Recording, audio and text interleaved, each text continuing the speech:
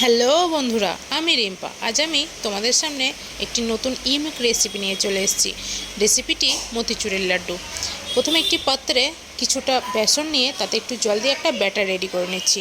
এবার একটা কড়াইয়ে কিছুটা তেল দিয়ে এই ব্যাটারগুলো দিয়ে একটা শেপ বানিয়ে নিচ্ছি। দেখতেই পাচ্ছ তোমরা কী রকম শেপ আমরা বানিয়ে নিচ্ছি।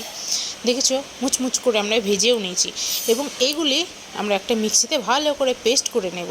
এই দেখো কি সুন্দর পেস্টও হয়ে গেছে, দেখেছো।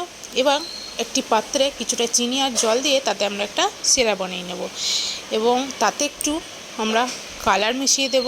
আর ওই যে পেস্ট করাটা আমরা ওই কালারের মধ্যে দিয়ে দেবো। এই দেখো কি সুন্দর নাড়াচাড়া করে নিয়েছি আর কালারটাও দেখো কি সুন্দর চলে এসছে। এবার আমরা তাতে একটু ঘি দিয়ে নেব। ঘিটা না দিলে টেস্টই হবে না, বুঝতেই তো পারছো মতিচুরের লাড্ডু হচ্ছে। আর তাতে আমরা কিছু কাজু বাদাম দিয়ে নিচ্ছি। আর দেখো লাস্টে আমরা সেপ দিয়ে নিয়েছি।